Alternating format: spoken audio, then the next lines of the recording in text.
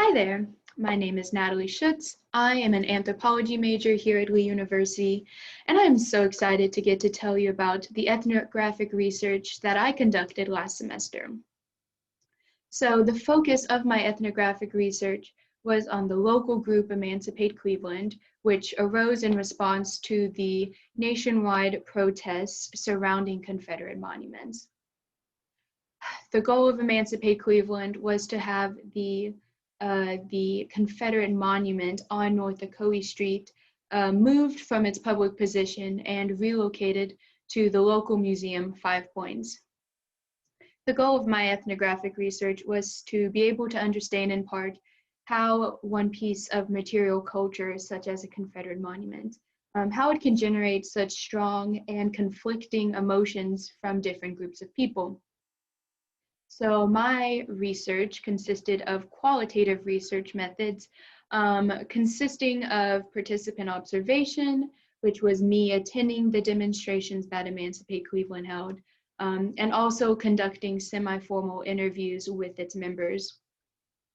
So first, let me explain what a typical demonstration looked like.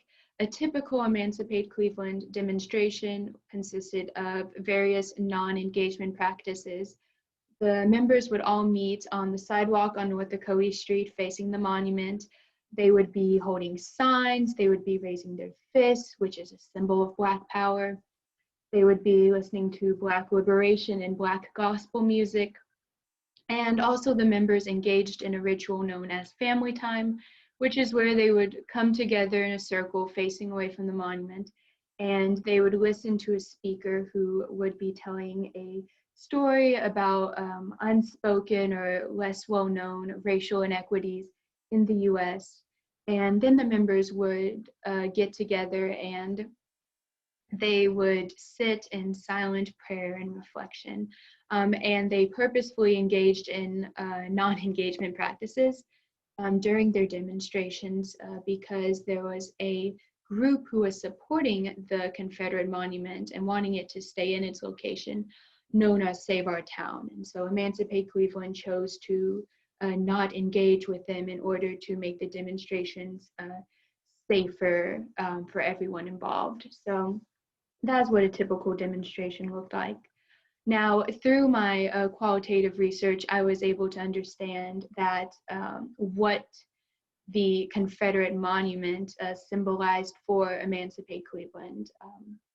It symbolized a subversion of history, a silencing of what had happened to POC and specifically Black people here in the United States during the Confederate times and before, and even since then, the racism and oppression and hatred that they have had to endure in this country.